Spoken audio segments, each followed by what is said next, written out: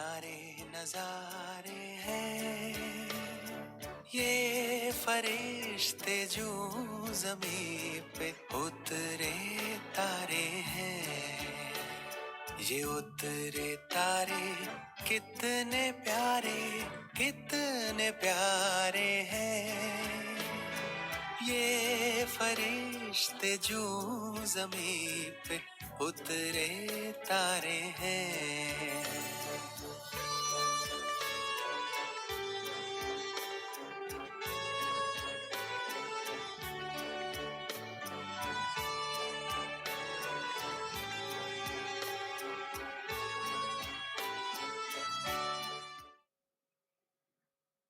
बाबा हमारा वतन में बैठा हमको चलाता है। बाबा हमारा वतन में बैठा हमको चलाता है। मात पिता और सतगुरु बन के हमको सिखाता है। ओ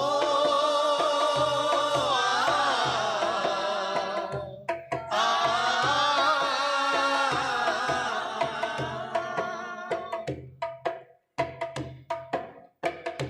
दिखता नहीं वो महसूस होता कदम कदम संग चलता है। दिखता नहीं वो महसूस होता कदम कदम संग चलता है। राह दिखाता समय समय पर बंधु सखा बन रहता है। बाबा हमारा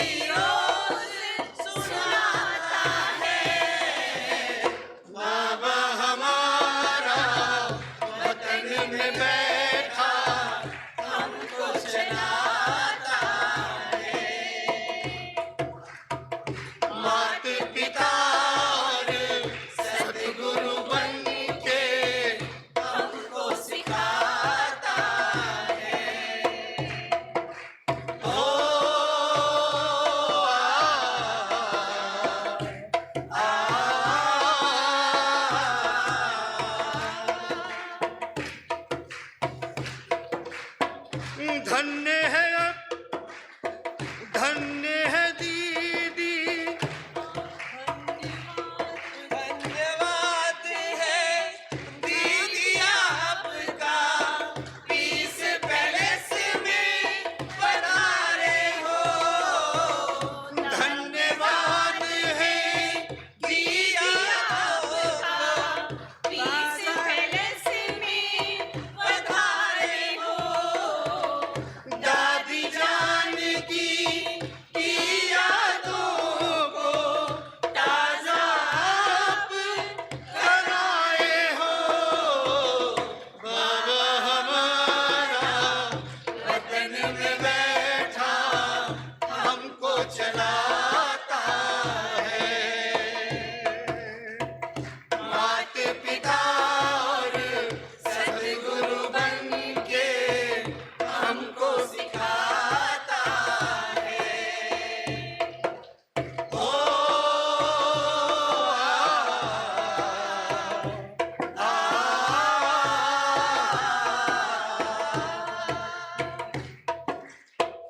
धन्य है अपनी रमेश दीदी, शिव से हमें मिलाया है।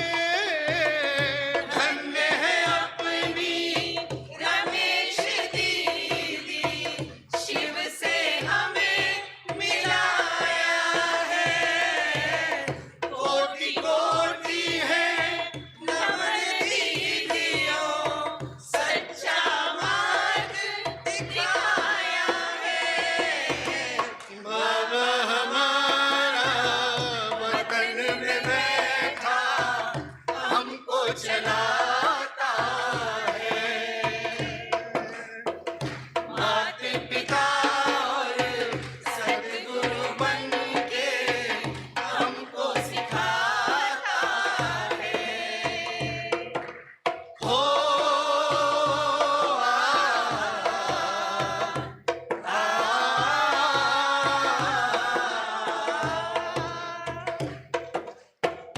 बाबा हमारा वतन में बैठा हमको चलाता है। हमको चलाता है। हमको चलाता है।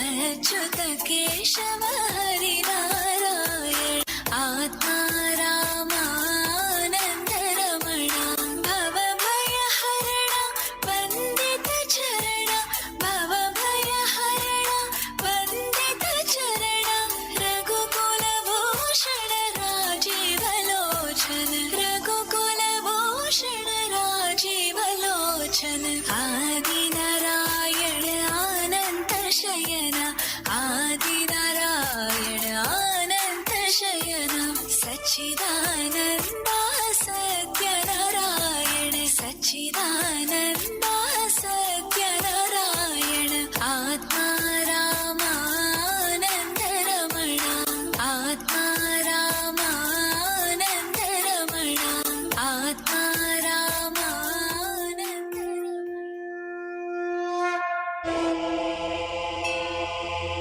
प्रथमं शैलपुत्री च द्वितीयं ब्रह्मचारिणी तृतीयं चन्द्रघण्टेति कुष्माण्डेति चतुर्थकं पञ्चमं स्कन्दमातेति षष्ठं कात्यायनेति च सप्तमं कालरात्रीति महागौरीति चाष्टमं नवमं सिद्धिदात्री च नवदुर्गाः प्रकीर्तिता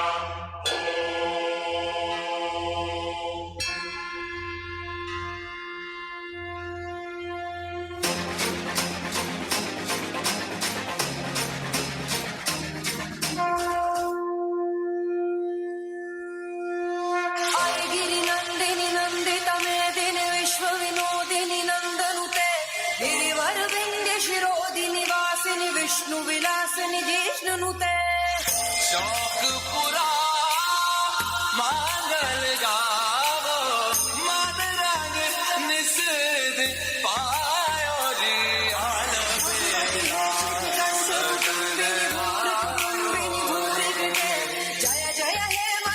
महिषासुरमर्दिनि रम्यकपर्दिनि शैलसुते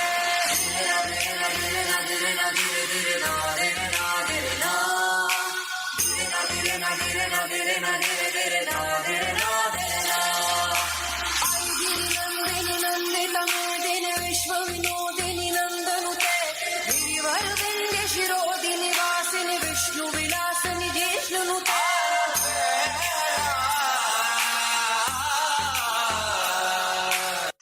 गिरिनन्दिनि नन्दितमेदिनि विश्वविनोदिनि नन्दनुते गिरिवरविन्द्य शिरोदिनि वासिनि विष्णुविलासिनि जिष्णुनुते शौक पूरा मांगल गावो मन रंग निषेध पायो रे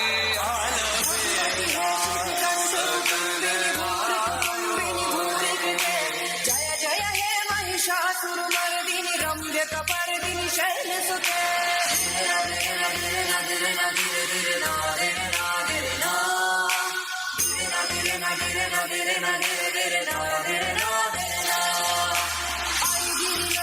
नन्दितमेदिनि विश्वविनोदिनि नन्दनुते गिरिवरविन्द्य शिरोदिनि वासिनि विष्णुविलासिनि जिष्णुनुते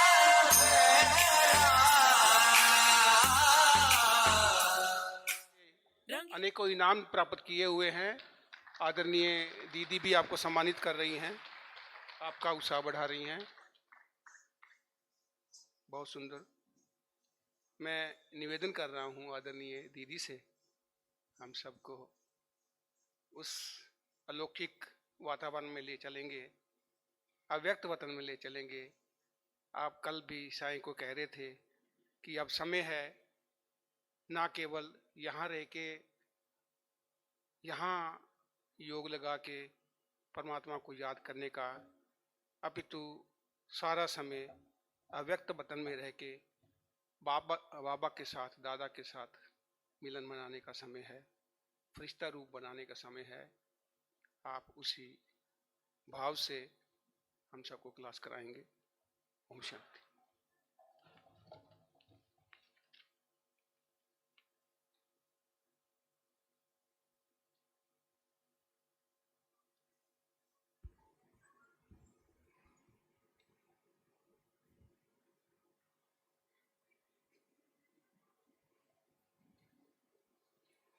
ओम शांति। बहुत ही सुंदर वातावरण आप लोगों ने बनाया है पीस पैलेस के अंदर, योग का भी, और फिर इतना प्रेम से गीत भी सुने और छोटी बालिका का इतना सुंदर रास भी देखा। तो मुझे लगता है कि इतना सुंदर वातावरण, जो यहाँ के वाइब्रेशंस सब तरफ फैलते जा रहे हैं। एक व्यक्ति भी यदि योग तपस्या में बैठते, उसके भी वाइब्रेशंस सब तरफ फैलते। तो इतना सारा बड़ा परिवार, इतना सुंदर संगठन, तो आपके वाइब्रेशंस तो सारे ही पंजाब में पहुंच ही रहे हैं।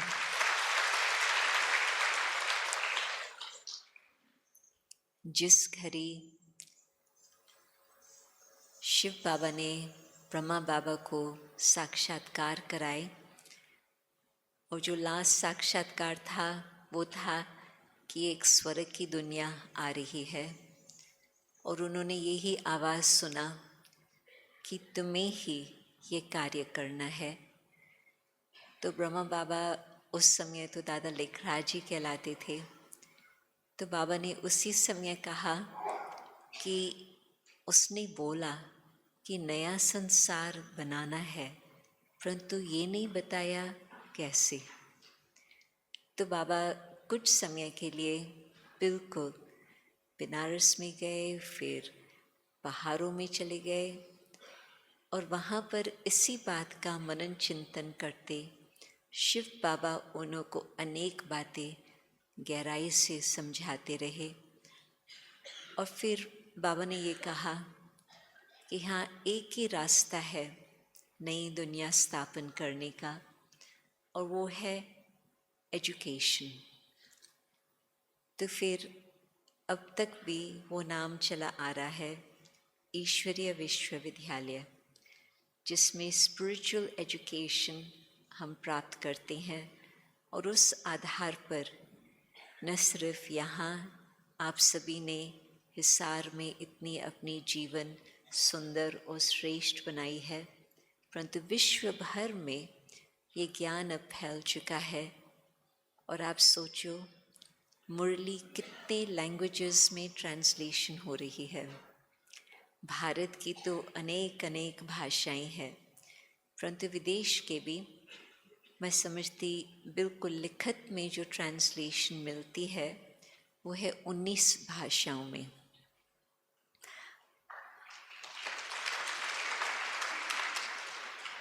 और हर रोज़ सवेरे जापान से मुरली सुनना शुरू होता, ताकि विश्व का पूरा चक्कर लगाकर फिर लास्ट में हवाई तक पहुंचते हैं, जो लास्ट मुरली फिर हवाई में ही चलती है। और उस बीच में एक एक स्थान पर बाबा की मुरली चलती। और आज तक भी बाबा हमें यही याद दिला रहे हैं कि पढ़ाई कितनी आवश्यक है। पढ़ाई में कभी भी हम पढ़ाई को मिस न करें, कोई भी कारण से हम बहाना न देवें। कुछ भी हो जाए हम ये न कहें कि हमको पढ़ाई नहीं पढ़नी है। मनुष्यों के संस्कार बीच में आते हैं, परंतु वो तो मनुष्यों की बात हो गई। कभी किससे रूठना, कभी किससे बोलना, कभी ना बोलना, ये सब मनुष्यों के हिसाब किताब की बातें। परंतु बाबा हर रोज़ 33 वर्षों तक मुरली सवेरे चलाते ही रहे। इतना तक जो थोड़ा समय पहले, मैं समझती 4-5 मास पहले की बात है, एक मुरली वो चली थी जो कि बाबा ने, मम्मा ने शरीर का त्याग किया था। शरीर वहाँ ही हिस्ट्री हॉल में अभी तक रखा है और बाबा मुरली चला रहे हैं। और उस मुरली में भी बाबा यही ध्यान खिंचवा रहे हैं, कितना भी सुंदर पाठ जिसने जो बजाया वो तो बहुत ही सुंदर, परंतु शिव बाबा के तरफ हमारा ध्यान हो, शिव बाबा की मुरली पर हमारा ध्यान हो। और फिर जब ब्रह्मा बाबा भी अव्यक्त हुए और ये प्रश्न उठता था कि कैसे आगे यज्ञ चलेगा, तो मेरा भाग्य था जो मैं उस समय मधुबन में पहुंची थी। और 21 जनवरी शाम के समय पहले तो आधा दिन तपस्या चली, फिर 12 बजे रथ को फूलों से श्रृंगार करके लॉरी पर रखा। और फिर बाबा की आज्ञा थी कि सब आबू निवासियों को दर्शन कराना चाहिए, तो वो दर्शन कराया। और फिर लास्ट मिनट पर ही दीदी मनमोहिनी और पर दादी निर्मल शांता को कहते थे पर दादी, तो दादी निर्मल शांता दोनों इकट्ठे पहुँचे, क्योंकि दोनों की ट्रैवलिंग चालू ही थी, एक से दूसरी जगह तीसरी जगह। तो जहाँ जहाँ फ़ोन जाता था वो बताते थे कि अभी निकले हैं, ताकि वो लास्ट में कुंभ मेले तक पहुँचे थे। और मोबाइल फ़ोन्स तो उस समय थे ही नहीं। तो जब उनको सोमवार के दिन वहाँ पर समाचार मिला, तो बहुत जल्दी फिर फ्लाइट्स पकड़ के आकर के आबू में पहुँचे। बिल्कुल जैसे ही शरीर को ट्रक में चढ़ाने लगे, उसी घड़ी उनका पहुँचना हुआ। और फिर उसके बाद हर बात में दादी प्रकाश मणि, दादी गुलजार को बुला के रखा था तुरंत ही। तो दादी गुलजार के द्वारा संदेश मिला था कि इस तरह से कार्यक्रम हो। इतना तक भी बोला था कि आप लोग कुछ नहीं करना जब तक बाबा बताए। ये भी बाबा ने आज्ञा दी थी कि आप लोग सेक्रेड लैंड, जो स्वच्छ स्थान है, वहाँ पर ही आप लोग कार्यक्रम करना। तो वहाँ पर जब सारा उन्होंने तैयारी की थी, जहाँ आज शांति स्तंभ है, तो उसी स्थान, वो पहले टेनिस कोर्ट था, तो वहाँ पर ही सब कुछ कार्यक्रम हुआ। फिर ये भी दादी बाबा ने बताया था कि अग्नि कौन जलाएगा। और वैसे तो आप जानते हैं कि हमेशा कोई भी भाई जलाते, बेटा न हो तो कोई भाई जलाए, यदि भाई न हो तो भतीजा, इस तरह से बातें चलती है भारत में। और कई कई प्रांतों में तो बिल्कुल माताओं को छुट्टी भी नहीं होती है क्रिमेशन पर जाने की, परंतु यहाँ हम सब भाई बहन इकट्ठे ही थे। तो बाबा तो कभी भी ऐसे नहीं कहेंगे कि बहनों को नहीं आना है, तो सभी हम थे वहाँ। परंतु बाबा ने एक और इंटरेस्टिंग बात कही। शिव बाबा ने आज्ञा दी कि दादी प्रकाश मणि को अग्नि शुरू करनी है। आप सोचो कि बाबा का लौकिक बेटा था वहाँ पर हाजिर, बाबा का अलौकिक बेटा मुख्य जगदीश भाई वो भी हाजिर थे, परंतु बाबा ने खास दादी प्रकाश मणि के लिए ही कहा कि उन्हों को ही ये संस्कार शुरू करना है। तो बाबा त्रिकालदर्शी, हर बात जानते। बाबा को मालूम था कि दादी प्रकाश मणि को किस तरह से और आगे सेवा करनी है, तो कार्य शुरू ही वहाँ से हुआ। और फिर तो जैसे आप जानते हैं भारत की रस्म, अग्नि संस्कार करके फिर सभी ने 700 ब्राह्मण पहुंच गए थे सारे भारत के, और सारा स्नान पानी करके हिस्ट्री हॉल की सफाई हुई। फिर वहाँ पर भोग लगने वाला था, जो पहला ब्रह्मा भोजन बना वो बाबा को भोग लगाने के लिए दादी गुलजार बैठे। और न दादी गुलजार को मालूम न और किसको मालूम कि और आगे की सीन क्या होने वाली है, परंतु जैसी ही दादी वतन में गई, फिर कुछ समय के बाद दादी की आंख खुली, परंतु ऐसे बिल्कुल लगता था और कोई और प्रकार से तैयारी तो थी नहीं। एक छोटी सी गद्दी ही थी जहाँ पर दादी गुलजार बैठी थी, और बाकी तो इतना सारा हिस्ट्री हॉल, शायद सर्दियों के दिन थे तो 300 बैठे थे इकट्ठे इकट्ठे, जैसे आपसे भी नज़दीक। और बाकी तो एक तरफ जहाँ पैसेज है, दूसरी तरफ पैसेज है, और पीछे से वो आंगन है, सब खड़े खड़े वहाँ ही थे। तो जैसे ही दादी की आंख खुली, तुरंत तो मुझे नहीं पता चला, परंतु 1 मिनट, 5 मिनट, 10 मिनट बीते, और फिर लगता था कि बाबा की पधरामनी है।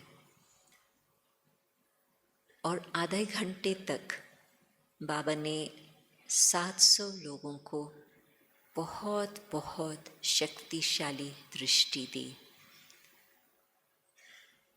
मुरली तो 3 घंटा फिर चली, वो तो आप लोगों ने पढ़ी भी होंगी, परंतु आवाज़ वो फर्स्ट टाइम हम सुनते थे जो बाबा आते और अपना बहुत विस्पर जिसको कहती हैं ऐसे बोलते थे। तो चंद्रास दादा को भी तो किसी ने पहले से ही नहीं इतला किया था, तो कोई और माइक्रोफोन आदि का प्रबंध नहीं था। जो छोटा सा टेप रिकॉर्डर था, उसका जो माइक्रोफोन है उसने कैसे भी करके लगा लिया, परंतु आवाज़ फिर भी मैं समझती यहाँ से यहाँ तक ही पहुँचा। तो भी जो बैठे थे, जो खड़े थे, सुने न सुने, बाबा की उस समय ऐसी शक्ति थी जो सबको, बिल्कुल सबको पकड़ के रखी थी। कोई हिल नहीं रहा था, कोई आवाज़ नहीं। और पहले तो बाबा ने यही कहा कि आप सब शांति के सागर के बच्चे अभी तो अशांति के हलचल में आ गए हो। तो सब हंस पड़े, क्योंकि बात तो सही थी। कईयों को ज़्यादा हलचल, कईयों को कम।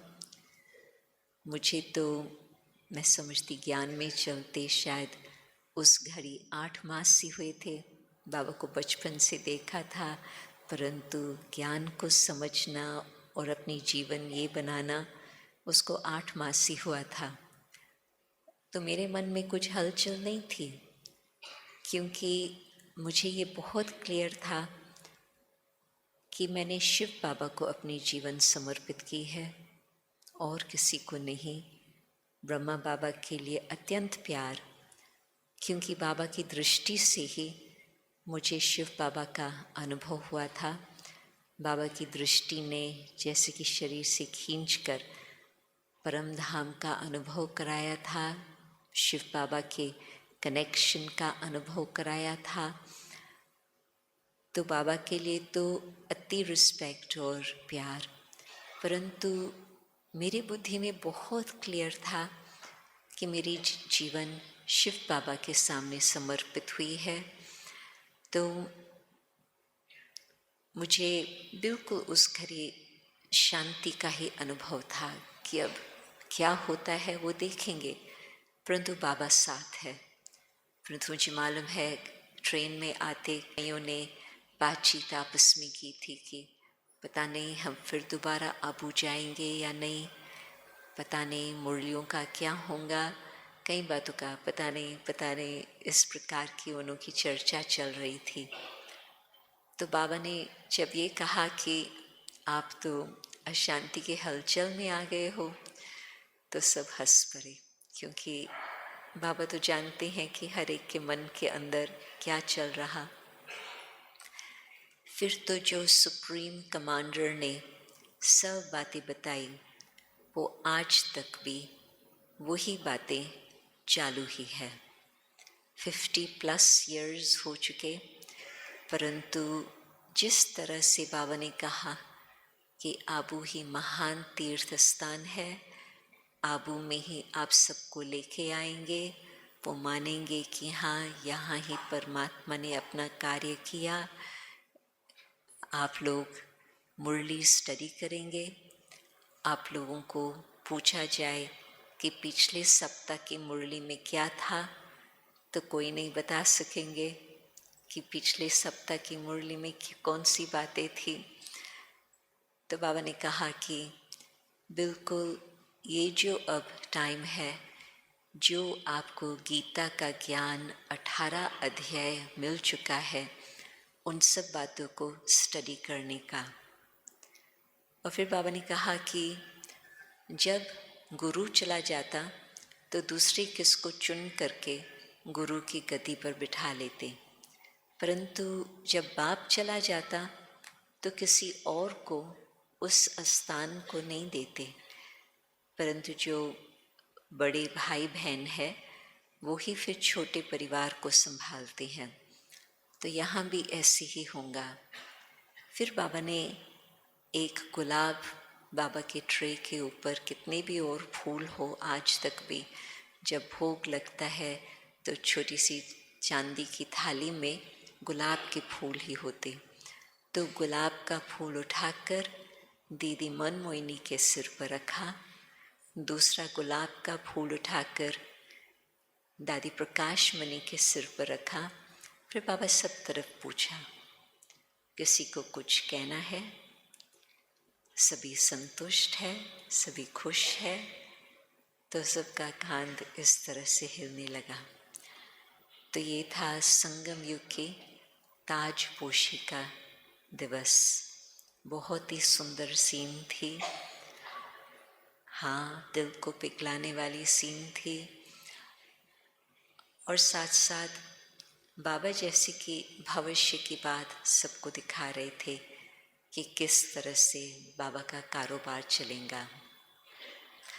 मधुबन में योग भट्टियाँ होंगी, अनेक प्रकार के ट्रेनिंग होंगे, कुमारियों के अलग, कुमारों के अलग बाबा डिटेल बताते रहे।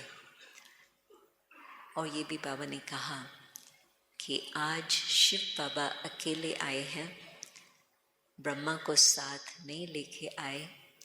यदि उन्हों को ले आते तो आप उन्हों को छुट्टी नहीं देते। तो इस प्रकार से जब बाबा ने एक एक बात स्पष्ट करके बताई, सबके मन की शांति हो गई। और फिर जब बाबा ने कहा कि आज बाबा नहीं आए हैं, परंतु आगे चल बाबा ब्रह्मा बाबा को भी आपके पास भेजते रहेंगे, साथ भी आएंगे, और इस तरह की मुलाकात से आप लोगों की पालना होगी और बातें बाबा स्पष्ट करते जाएंगे समय अनुसार, और बाबा आप सबको आकर के बहलाएंगे। तो फिर वो सब कुछ चलता रहा इतने 50 वर्षों तक। और फिर बाबा ने इशारा दिया था कि दादियों को रुक जाना है। फिर बाद में हम सबको कहा कि आप सब यहाँ अभी आए हो, आपको मालूम पड़ा क्यों ये दृश्य इस तरह से रहा, उसका रहस्य क्या है। अभी आप लोग अपने स्टूडेंट्स के पास जा कर के उन्हों को बताओ, क्योंकि मोस्टली टीचर्स ही सब स्थान से आए थे, कहाँ से कुछ भाई बहन, परंतु मोस्टली टीचर्स ही आए थे। तो बिल्कुल दूसरे दिन हम सब वापस अपने अपने स्थानों पर गए। और फिर जो बाबा दादियों के साथ बैठे, दादी जानकी ने बाद में मुझे बताया, मुझे लगता है कहाँ पर भी वो रिकॉर्डिंग नहीं है, कहाँ पर भी वो लिखत नहीं है, बाबा दादियों के साथ ही बैठे। तो बाबा ने उन्हों को यही कहा कि जो पालना मिली हुई है, अभी आपको वही पालना अन्य आत्माओं को देनी है। तो प्रैक्टिकल वो भी रूपरेखा किस तरह से इतना समय तक चलती रही, वो भी आप लोगों ने अनुभव किया है। तो ये सारा यूनिवर्सिटी का किस तरह से सिलसिला चलता है, किस तरह से कार्य चलेगा, बाबा जानते, बाबा को हर बात मालूम है, और बाबा ही रुद्र ज्ञान यज्ञ का आज तक भी मालिक है। तो उसमें ये हम सबको दिल को बहुत ही एक दिल को ताकत देने वाली बात है कि जो कुछ बाबा कर रहे हैं, करा रहे हैं, बाबा के पास जो प्लान है, जैसे थोड़े दिन पहले भी बाबा ने मुरली में कहा कि गवर्नमेंट तो 5 वर्ष की प्लान बनाती है, परंतु भगवान के पास और आप बच्चों के पास कुछ और प्लान है। तो बाबा का प्लान है अधर्म का नाश और सत धर्म की स्थापना। और जो साकार मुरली हम बातें सुनते हैं, मानो कि बाबा कई बार कहते हैं कि वो समय आएगा जब हवा, पानी, खाना सब दूषित हो जाएंगे, मनुष्य के खाने पीने के, सांस लेने के लायक ही नहीं होंगे। तो 60s में तो किसी को मालूम ही नहीं था कि एनवायरनमेंट की बातें क्या चल रही है। हालांकि वो शुरू हो चुकी थी, परंतु गवर्नमेंट्स का तो बिल्कुल ध्यान नहीं था। साइंटिस्ट ने भी धीरे धीरे बाद में उसका ध्यान खिंचवाया। 72 में first time UN conference environment के संबंध से रही। तब तक तो बाबा अव्यक्त भी हो गए थे। तो जो हम मुरलियाँ स्टडी करते हैं 1965 मम्मा के जाने पर, उसके पश्चात 69 तक, उन सब मुरलियों के अंदर आज की सीन क्या चल रही है, बाबा ने एनवायरनमेंट की बातें बताई, पोल्यूशन की बातें बताई, तमो प्रधान तत्व है उनों का कैसे हलचल होगा, नेचुरल कैलामिटीज़ कैसे होंगी, ग्रह युद्ध की बात बताई, हर बात बाबा ने बताई। और जो चित्र बने हैं, चाहे ड्रामा के, चाहे झार के, और झार के ऊपर में जिस तरह से दिखाया है कि कैसे वो आपस में लड़ते हैं और बीच में माखन श्री कृष्ण को मिलता, तो आप सोचो कि ये सब अब प्रैक्टिकल सीन हम देख ही रहे हैं कि क्या क्या चल रहा है। और बाबा ने उस समय ही हमें ये बताया, बच्चे आप लोगों को अपनी स्थिति ऐसी बनानी होगी जो कुछ भी हो जाए आपकी स्थिति में कुछ हलचल न हो। बेशक वो ब्रह्मा बाबा के लिए तो हम सब मानते थे, बेशक बाबा की आयु 93 तक थी, और ये तो मालूम है कि शरीर तो पुराना है, परंतु किसी को भी ये संकल्प नहीं था कि बाबा अव्यक्त हो जाएंगे। और जिस घड़ी वो सीन आए, तो जैसे मैंने बताया, कईयों के मन में ये प्रश्न कि यज्ञ का क्या होगा। परंतु एक कहानी शास्त्रों में आती है जिसमें दिखाते हैं कि कंस को बड़ा गुस्सा था कृष्ण के ऊपर, वो तो प्रसिद्ध कहानी है। परंतु उन्होंने सोचा कि इसके पास कौन सा ऐसा जादू है जिससे सब तरफ से गोपियाँ भाग करके इसके पास आ जाते हैं। और उसको ये समझ में आया कि इसके मुरली में कुछ जादू है, जिस कारण से गोपियाँ कहाँ रोटी बना रही है, कहाँ कोई अपना ड्रेस कर रही है, कहाँ कुछ और कार्य कर रहे हैं, परंतु जैसे ही वो मुरली की तान सुनते भागते भागते आ जाते। और ये भी कहते हैं कि कोई नज़दीक में था, उसको कुछ सुनाई नहीं दे रहा था, परंतु जो गोपी थे उन्हों को सुनाई देता था और वही भाग के आते थे। तो उसको जब ये समझ में आया कि इसके मुरली में जादू है, तो उन्होंने जहाँ पर कृष्ण मुरली बजा रहे थे वहाँ पर पहुंचकर उसके हाथ से वो मुरली उठा ली और उसको टुकड़ा टुकड़ा करके फेंक दिया। अजब की बात ये थी, जो टुकड़ा टुकड़ा उड़ता उड़ता सब तरफ चलता गया और उस टुकड़े से भी वो संगीत बजता रहा। सब तरफ जहाँ जहाँ छोटे छोटे टुकड़े गए वहाँ संगीत भी साथ में गया। तो आप सोचो कि ब्रह्मा बाबा तो अव्यक्त हो गए, परंतु अपने फरिश्ते रूप में सेवा को और ही एक और ऊंचे स्थान पर पहुंचाया, जिससे विश्व की सेवा हो सके। बाबा का जाना 69 और फर्स्ट डेलीगेशन का विदेश में आना 71। तो बिल्कुल आप समझ सकते हैं कि अव्यक्त ब्रह्मा एंजल ने विदेश की सेवा किस तरह से की है शिव बाबा के साथ। और जहाँ जहाँ मुरली के टुकड़े टुकड़े जाते रहे अथवा मुरली का संगीत उनों के साथ जाता रहा, वहाँ वही जादू का खेल चलता रहा। कोई सुनते उन्हों को जादू लगता और कईयों को सुनते भी कुछ समझ में नहीं आता। तो ये मुरली की जादू। तो बाबा के पास जो प्लान था कि विश्व भर में मुरली का आवाज़ जाए, वो प्रैक्टिकल अब वो स्वरूप हम देख रहे हैं। परंतु फिर भी मुख्य बात आती है एजुकेशन। बाबा ने कभी भी हमें किस मनुष्य का आधार नहीं लेने दिया।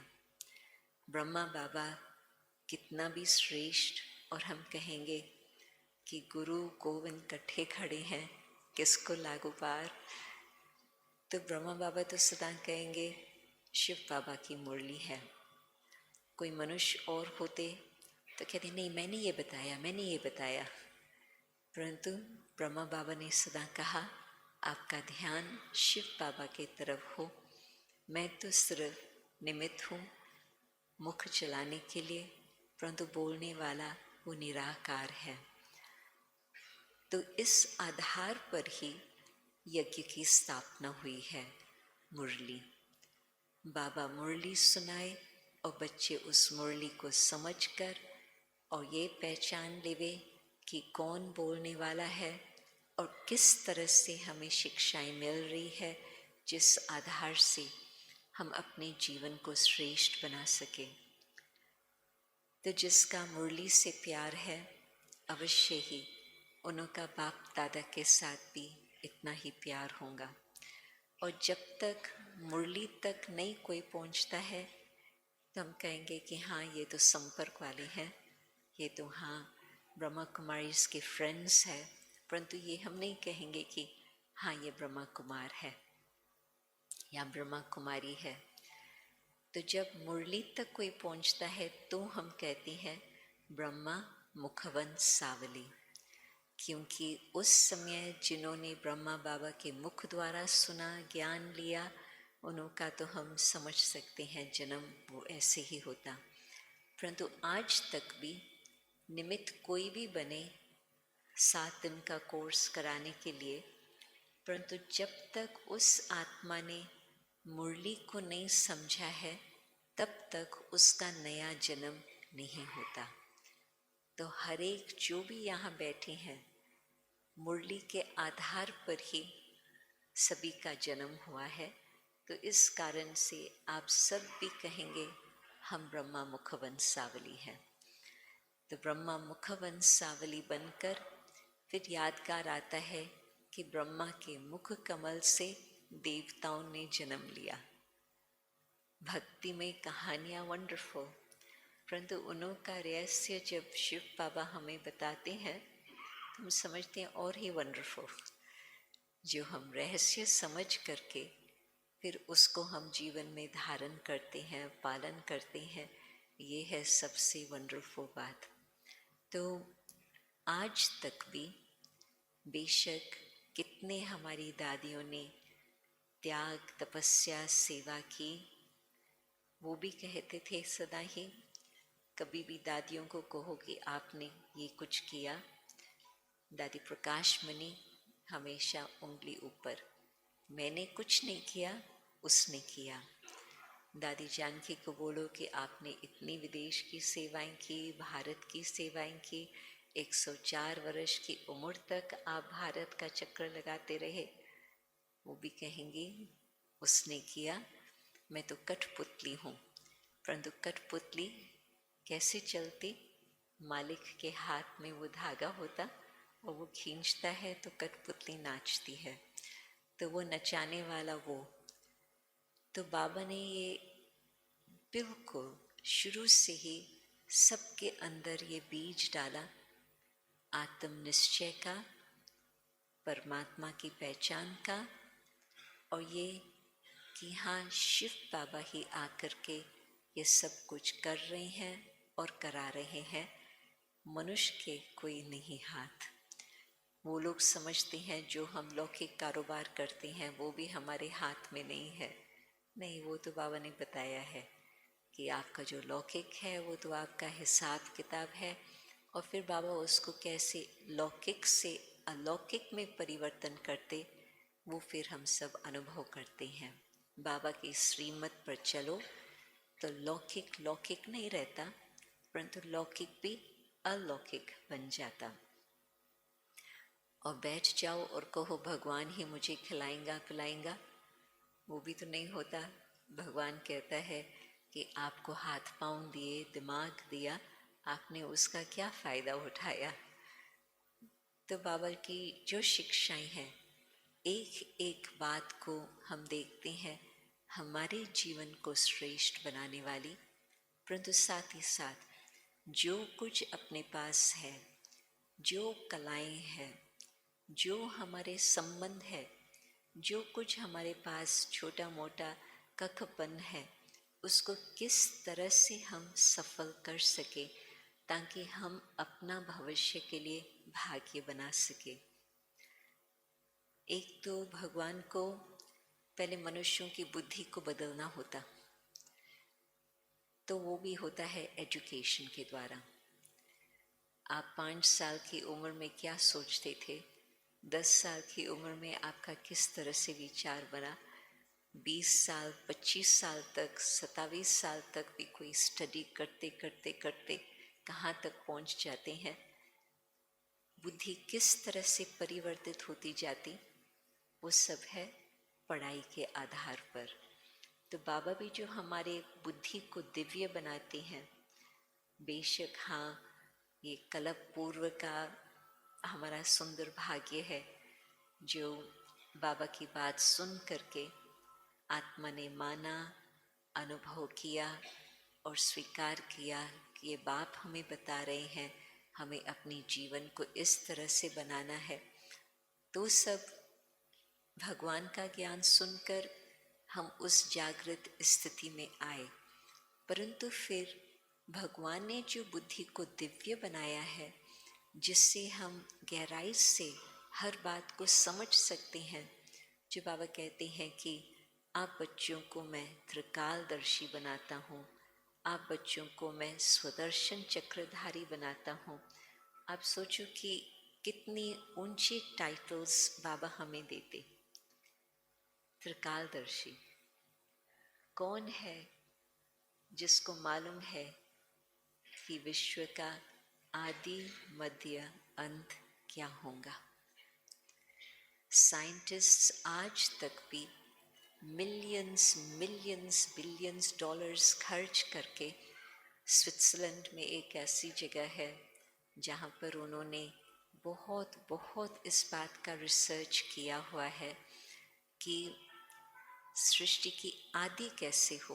बेशक तो बाबा के पास जो प्लान था, मनुष्यों की बुद्धि का पहले परिवर्तन हो तो सत्युग की नींव पड़ सके। क्यों?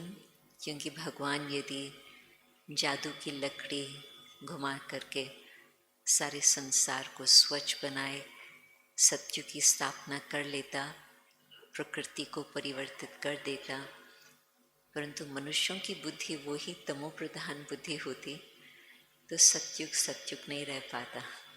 थोड़े समय के अंदर ही सत्युग को भी हम बदल लेते। तो पहले तो मुख्य बात थी बुद्धि का परिवर्तन। तो बाबा ने इतना प्यार से छोटे से संगठन को भी कराची में योग करा करके, तपस्या करा करके उन्हों के बुद्धि में परिवर्तन हो, फिर उन्हों को एम्बेसडर्स बनाए कि आप सारे भारत में और सारे विश्व में जा कर के ये बातें बताओ। तो आज बाबा की जो पढ़ाई हमारे साथ है, हम कहेंगे कि इसी आधार पर हम सब चल रहे हैं। और जिन जिन आत्माओं को हम संदेश भी देते हैं, वो भी हम किस आधार पर देते हैं। लोग हमसे पूछते हैं कि आप जो इतने UN कॉन्फ्रेंसेस में जाते हो, आप क्या संदेश देते हो। तो जो भगवान का संदेश सार में सर्व आत्माओं की प्रति है, वो ये है, एक तो अपने को आत्मा समझो, भाई भाई की दृष्टि रखो। दूसरा, अपना बुद्धि योग देहे देहे के संबंधों से हटाकर एक परमात्मा के साथ जोड़ के रखो। ये दोनों ही मैसेजेस यूनिवर्सल मैसेजेस है। परंतु तीसरी बात, आप ये भी ध्यान रखो कि आपका कर्तव्य किस प्रकार से है। आपका मन, वचन, कर्म किस तरह से आप कर रहे हो। तो जबकि ये 3 बातों पर हमारा ध्यान आ जाता, तो फिर जो दैवी संस्कार आत्माओं के अंदर है, वो फिर से उसकी उत्पत्ति होती। फिर उस आधार पर ही फिर हम उस नई दुनिया में अपना भविष्य का जो राजधानी है, उसमें हम जाकर कुछ अपना अनुभव कर सकते हैं, वो सुख और शांति अटल अखंड राज्य में। परंतु वो पुरुषार्थ अब की बात, अपने मन, वचन, कर्म को हम किस तरह से सफल करते चलें। तो जो बाबा हमें बता रहे हैं कि जो कुछ सफल करते हो उस आधार पर सफलता होती और उस आधार पर ही सतयुग में भी आपका श्रेष्ठ पाठ हो सकता।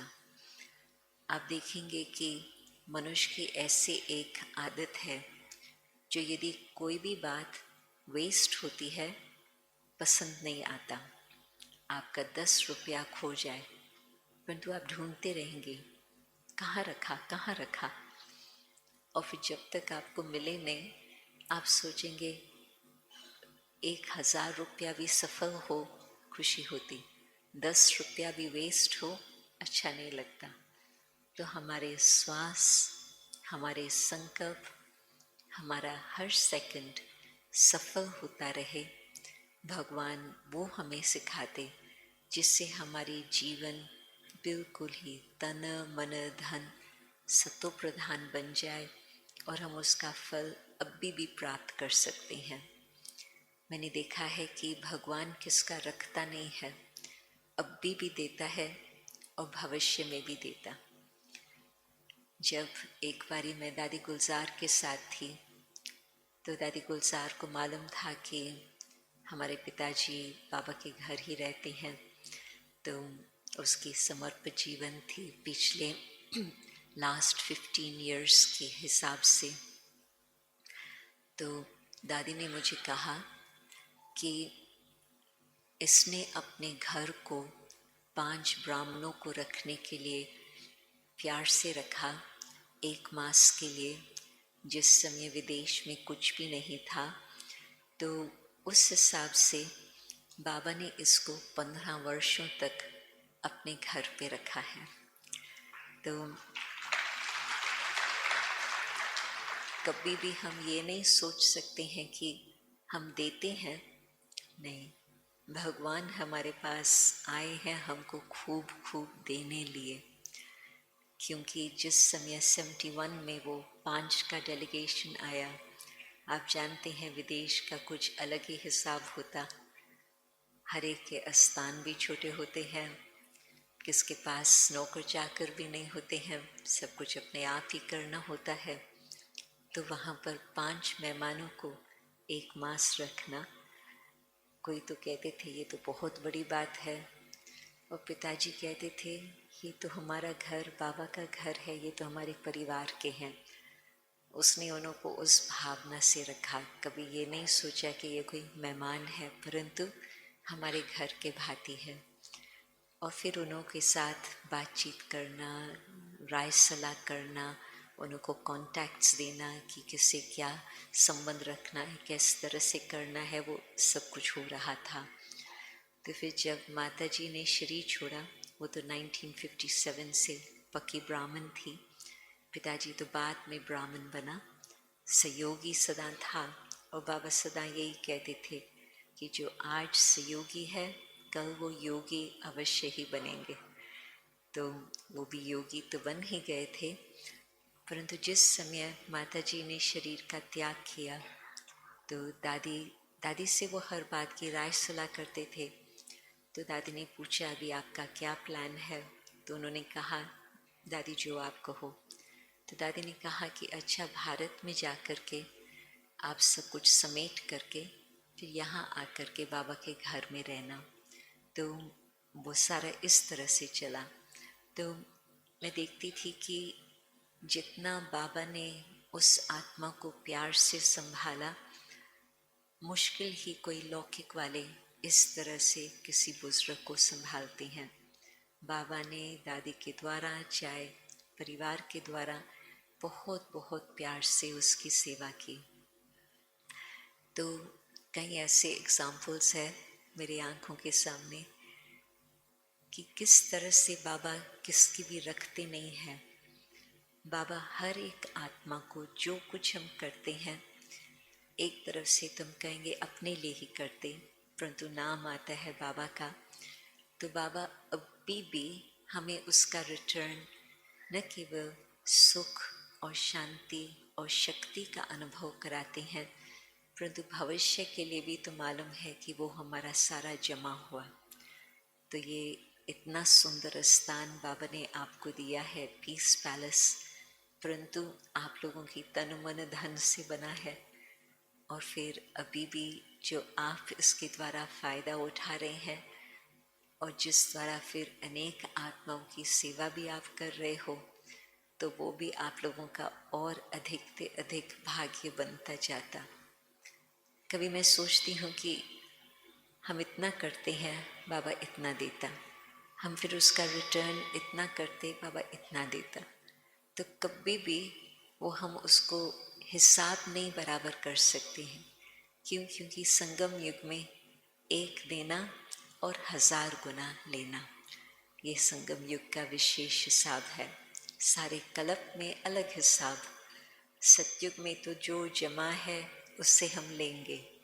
द्वापर से लेकर एक किया एक पाया, परंतु ज्ञान मार्ग में एक किया और 1000 गुना प्राप्ति हुई, जिस कारण से फिर भक्ति में हम इतना प्यार से डायरेक्ट चाहे इनडायरेक्ट, चाहे शिव बाबा को ना भी जानते, परंतु कहीं तो शिव के भी भगत होते, कहीं फिर देवताओं के भक्ति करते। परंतु मुझे लगता है जो ब्राह्मण आत्माएं हैं वो कभी भी बिल्कुल जो बहुत व्यभिचारी भक्ति हो गई है मनुष्यों की, वहाँ तक तो कभी नहीं पहुँचे होंगे। परंतु या तो शिव बाबा या तो देवताएं, और फिर हाँ, राह दिखाने के लिए मनुष्यों के तरफ ध्यान गया कि शायद हमें वो राह दिखाए, परंतु फिर भी सतगुरु मिला तो और सब बातें छूट गई, और एक बाबा दूसरा न कोई, इसी मंत्र को लेकर के हम चल रहे हैं। परंतु उसमें भी आज के समय के जो इशारे हमारे को मिल रहे हैं, क्योंकि बेसिक ज्ञान और डिटेल का भी ज्ञान साकार मूल्यों में, परंतु जो हमें अव्यक्त बाप दादा द्वारा 49 इयर्स तक पालना मिलती रही, साकार बाबा की 33 इयर्स, इसका 49 इयर्स, तो 49 इयर्स में, और अभी तक तो हम 90s के मुरली तक पहुँचे हैं, 96 की मुरलियाँ सुन रहे हैं। परंतु जो बाबा ने अव्यक्त रूप में आकर के हमें बहुत मन में क्या क्या चल रहा है और कैसे उन सब बातों को ठीक करना है, प्रैक्टिकल हमें ये बता रहे हैं कि ब्रह्मा बाबा ने खुद क्या पुरुषार्थ किया, और उस आधार पर हमें भी अभी किस प्रकार से पुरुषार्थ करना है। वो यदि हम चाहे अव्यक्त इशारे हो, चाहे ब्लेसिंग्स हो, हर रोज़ हमें अव्यक्त मूल्यों का कुछ न कुछ मिलता ही रहता है।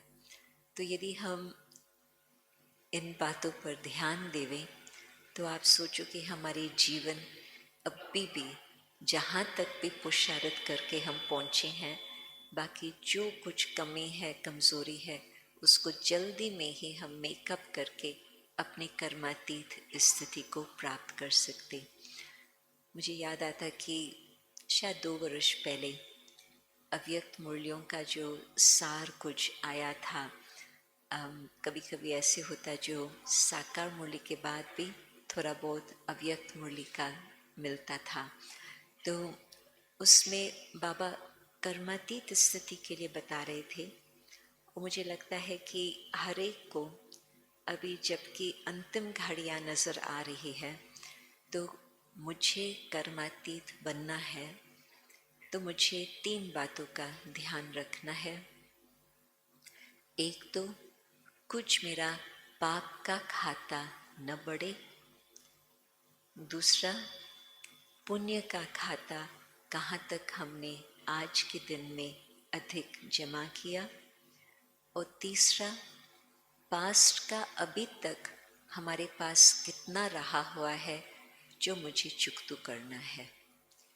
यदि ये 3 बातों पर हम हर रोज़ अटेंशन देते हैं, तो बाबा ने इसमें ये बात खास कही थी कि यदि कोई बात बीतती है और आप बार बार उसको याद करते हो, तो बातें तो होती हैं मनुष्यों के संबंध से, तो आप उस घड़ी उस व्यक्ति को याद करते हो, तो आपका हिसाब किताब उस व्यक्ति के साथ चुक तो नहीं होता और ही बढ़ता जाता। हिसाब किताब की बातें हम कर्म फिलॉसफी का नाम तो कब से हम सुनते आ रहे हैं, भक्ति में भी उसका वर्णन होता, परंतु इतना गहराई से बाबा बताए कि उस व्यक्ति का चेहरा आपके मन में आएगा तो हिसाब किताब उसके साथ आपका बढ़ता रहेगा। तो इतनी गहरी बातें बाबा हमें उस लक्ष्य से सुना रहे हैं ताकि हम अच्छी तरह से ध्यान रखें कि हमारी बुद्धि में क्या क्या बात चल रही है, हमारे संस्कार कहाँ तक पहुँचे हैं, सतो प्रधान या सतो तक सिर्फ है तो अंदर की अभी तक भी कशमकशा कुछ न कुछ चल रही है। दिखाते हैं कि राम के हाथ में तीर कमान।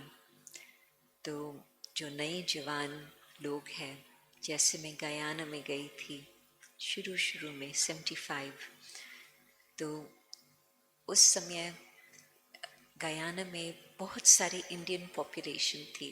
आज तो सब बातें बदल गई है, परंतु उन दिनों में शायद 60% तक इंडियन पॉपुलेशन और बाकी 30% कुछ यहाँ के अफ्रीका के लोग, उन्हों के डिसेंडेंट्स, और फिर 10% बाकी कुछ चाइना के, कुछ अंग्रेज़, इस तरह के थे। तो मेजॉरिटी हिंदू पॉपुलेशन। फिर बहुत लोग उस देश को छोड़ करके अन्य देशों में ट्रांसफ़र हो गए हैं, तो भी पॉपुलेशन चेंज हो चुकी है।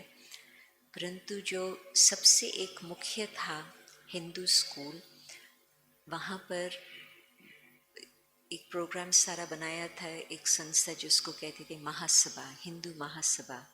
उनका गवर्नमेंट का भी कनेक्शन था उस संस्था के साथ।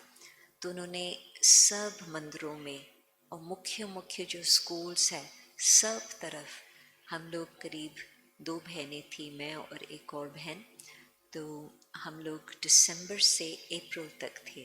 तब तक फिर सेंटर स्थापन हो गया और अच्छे परिवार आ गए थे।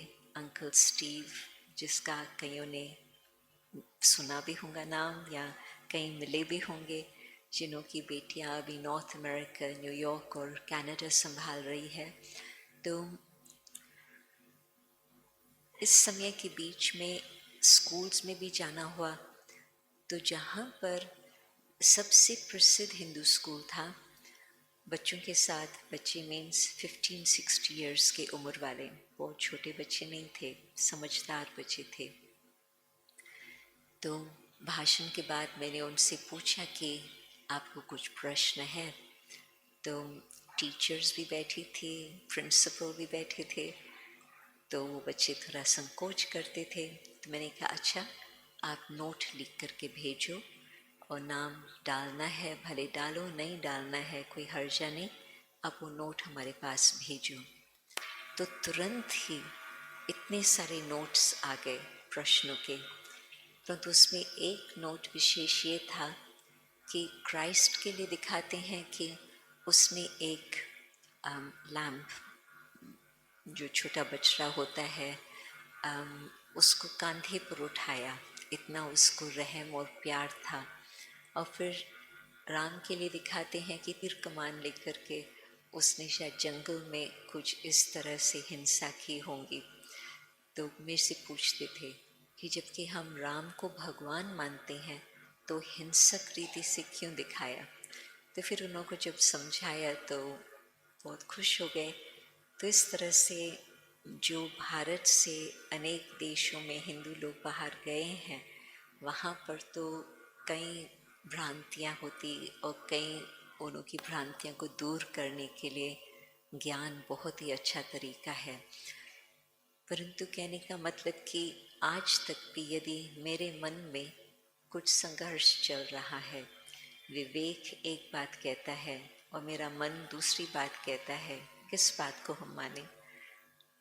हम तो ज्ञानी आत्माएं हैं, कहेंगे विवेक को मानना होगा, और लौकिक कहेंगे विवेक को मानकर चलते हैं।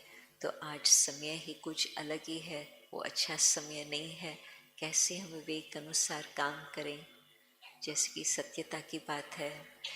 तो बाबा ने केवल हमें विवेक दिया है, परंतु साथ साथ शक्ति भी दी है कि हाँ, जो राइट बात है उसको कैसे हम जीवन में धारण करें।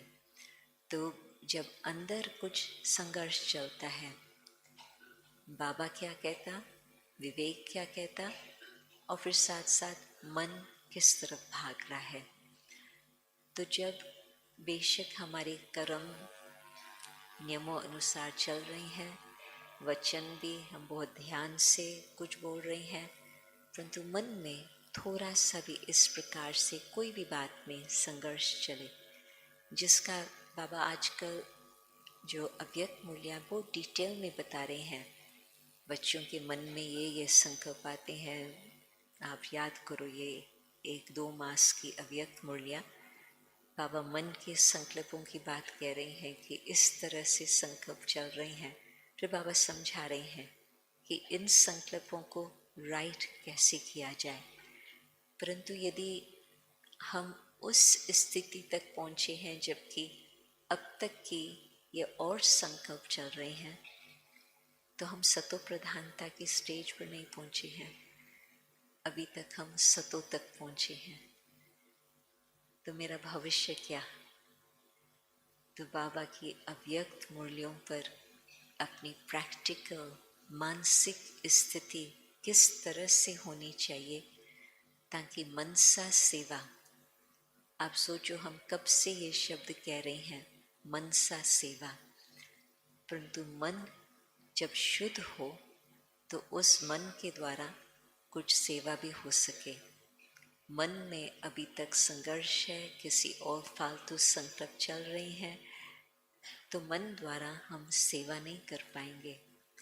तो प्रकृति का यदि हमने सेवा नहीं की है, तो अंतिम घड़ियों में प्रकृति हमें कैसे साथ देंगी। सतयुग में तो चलो अलग हिसाब है, परंतु अब की अंतिम घड़ियों में मैंने यदि प्रकृति की सेवा नहीं की है, प्रकृति मेरी स्थिति पर क्या असर डालेंगी। आपने जब किसकी सेवा की हो तो वे फिर आपको सहयोग देते, और यदि सेवा नहीं की है तो उसका हर बात का हिसाब है। ज्ञान के अनुसार हम समझ सकते हैं, इसको प्रकृति ने सहयोग दिया और इसको प्रकृति ने नहीं सहयोग दिया। क्यों? हर बात का कारण होता। तो कहने का मतलब कि जो बाबा के अभी इशारे मिल रहे हैं, अपनी स्थिति को किस तरह से हमें सतो प्रधानता की ओर ले जाना है, कैसे हमें अपनी कर्मातीत स्थिति बनानी है, उन बातों पर हम अब भी ध्यान रखेंगे। बाबा की खूब खूब मदद अवश्य ही मिलेंगी, और हम जल्दी में सेवा का पाठ, सबको संदेश मिल जाए, हमारे द्वारा उन्हों को भी कुछ मदद मिल जाए, ताकि उन्हों को भी याद रहे कि परमात्मा हमें घर ले चलने आए हैं। तो फिर सेवा का पाठ भी समाप्त, और हम बाबा मम्मा के दादियों के संग घर चलेंगे, और फिर उनके साथ साथ ही हम सतयुग में आएंगे। पीछे पीछे आने का नहीं सोचना, परंतु जैसे ही सृष्टि की आदि हो उस समय उनके साथ आने का हमें संकल्प रखना है। रमेश दीदी को थैंक्स, और जिन्होंने भी इतनी मेहनत करके इतना सुंदर स्थान बना करके रखा है हम सबकी सुविधा के लिए, और आज के प्रोग्राम के लिए भी बहुत ही मेहनत की होंगी। तो उन सबको भी धन्यवाद। और आप इतना प्यार से, इतना शांति से कब से बैठे हैं।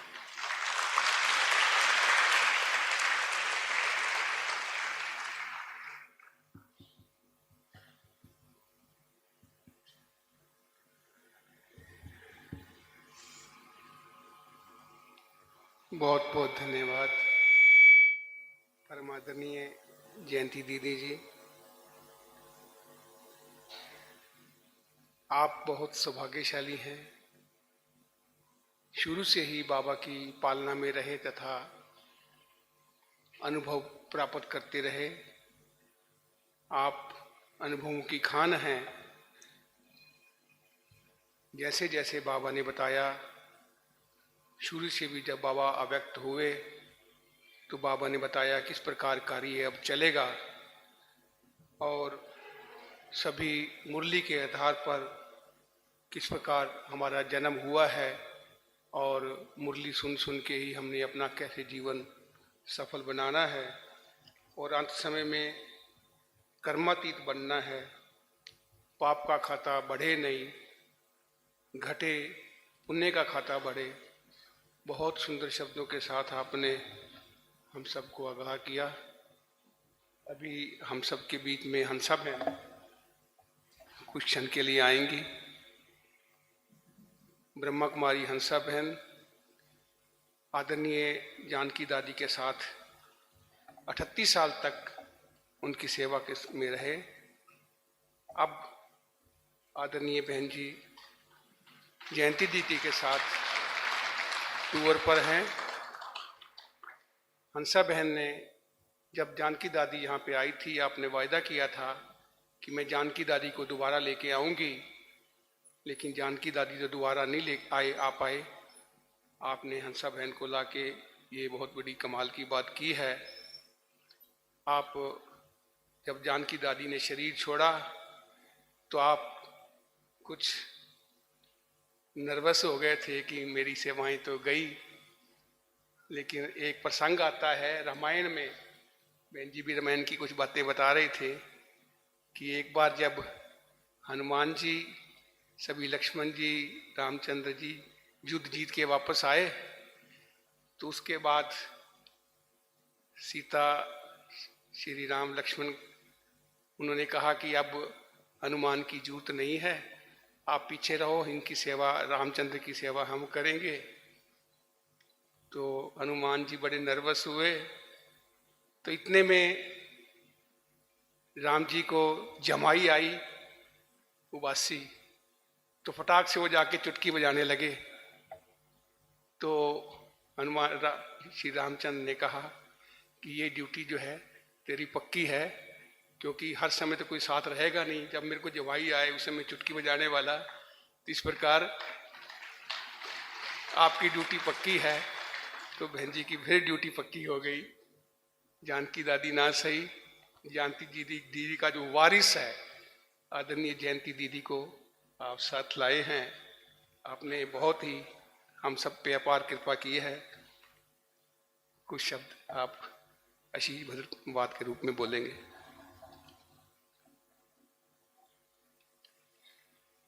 ओम शांति।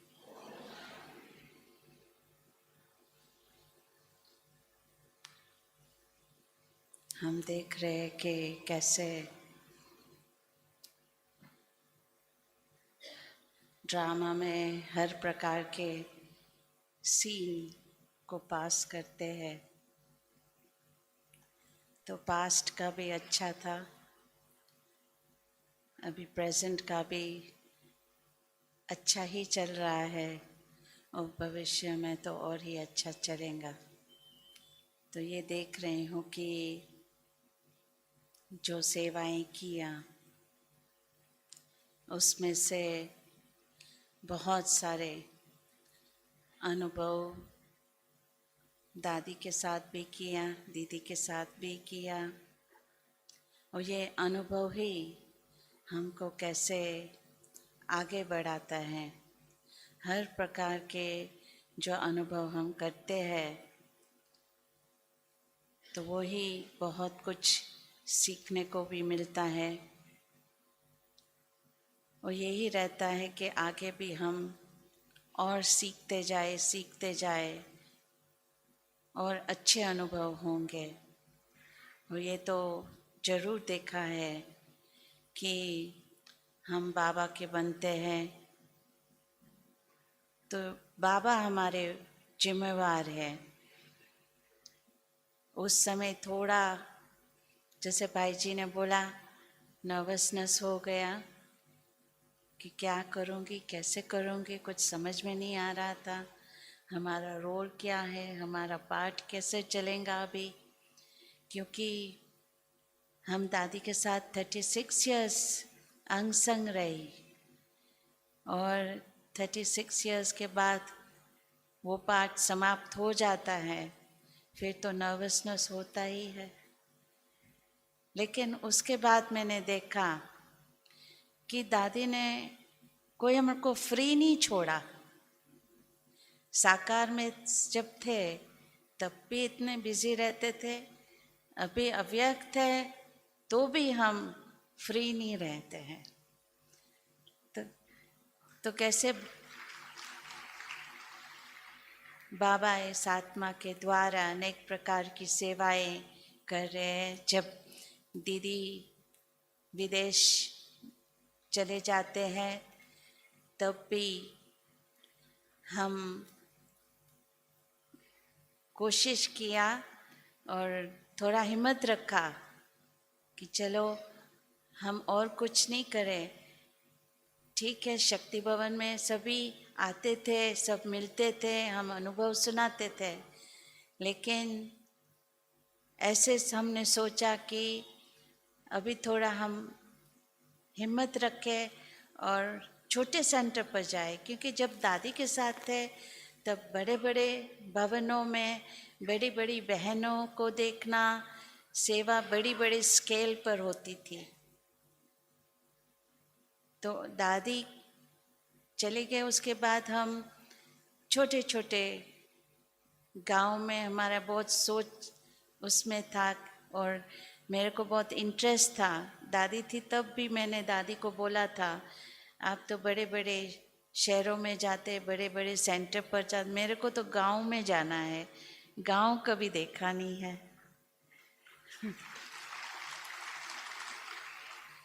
क्योंकि ये तो अच्छा है, बड़ी बहनें सब सेवाएं करती है बड़ी स्केल पर, लेकिन छोटी बहन क्या सेवा करती है, कैसे सेवा करती है, उस पर ज़्यादा इंटरेस्ट रहा मेरे को। तो जब हम छोटे सेंटर्स पर गए तो मेरा दिल एकदम पिघल गया, क्योंकि वो दृश्य सामने आता था कि दादी जो हमको यज्ञ की बातें सुनाती थी कि कैसे कैसे शुरू में वो बाबा जब उन्होंने को सेवा पर भेजा तो कोई सेंटर्स नहीं थे, और जब सेंटर्स धीरे धीरे स्थापन हुए तो बहुत छोटे छोटे कमरे में, छोटे छोटे जगह पर वो लोग रहते। तो ये बहनों को देख के वही याद आया। मैंने बोला आप लोगों का तो त्याग जबरदस्त है, क्योंकि जहाँ जहाँ हम गए तो एक ही कमरे में उन्हों का क्लास भी चलता था, उन्हों का भोजन भी वहाँ ही चलता था, और उन्हों का जो रात का रेस्ट वहाँ ही चलता था। तो इस प्रकार से छोटे सेंटर, तो वो लोग सोचते थे कि इतनी बड़ी दीदी आई है, मधुबन से आई है, इनको कहाँ रखेंगे। वो लोग थोड़ा वो हो गए कि कैसे रहेंगे, लेकिन हमको वही चाहता था, वही अनुभव करना था। तो बहुत ही अच्छा लगा हमको। इस प्रकार से अनेक स्थानों पर हम कई साल गए, 3 साल हुआ दादी ने शरीर छोड़ा, तो एक एक साल हमने ये कोशिश किया कि हम इस प्रकार से सेवा करें। तो जहाँ जहाँ हम छोटे सेंटर्स पर जाते थे तो वहाँ दादी का अनुभव सुनाते थे, तो सभी को बहुत अच्छा लगता था। क्योंकि कई लोग ऐसे भी थे कि जो दादी को नहीं भी देखा, और कईयों ने देखा लेकिन बहुत दूर से देखा। तो वो भासना, ये जो फीलिंग है उन्हों के ये सेवा करने से बहुत ही हमको अच्छा लगा। क्योंकि दादी के साथ थे तो दादी भाषण करती थी तो हम समझते हम भाषणा देवे, तो बहुत अच्छा हो गया। और अभी बहुत ही अच्छा सेवा चल रही है, और बाबा ने ये सेवा दिया है कि दीदी को भारत में जैसे दादी को लेके जाते थे ऐसे उनको भी लेके जाते हो? तो क्योंकि हमने तो एक जहाँ लेके जाते हैं सब सेंटर्स को देखा है, सब बहनों को देखा है, तो अच्छा लगता है कि दीदी भी ऐसे सेंटर्स पर जाए, देखे। तो यहाँ तो कितना बड़ा क्लास हो गया, हाँ? बहुत अच्छा। मैंने सुना कि 200 लोग ऐसे ऐसे सुबह की क्लास में आते हैं, और यहाँ ये देखा कि हर प्रकार के यूथ भी है, तो कुमारियाँ भी है, तो माताएं भी है, और सबके पास इतनी कलाएं हैं। कल माताओं को देख के डांस करते, कितना अच्छा, नहीं? तो बहुत ही अच्छा लगा, और इस प्रकार से हम सेवा करते रहेंगे, और क्या। Thank you. बहुत बहुत धन्यवाद आदरणीय हंसा बहन। हमारी गुजारिश है कि अगले साल फिर इस तरह से दीदी को लेके आए।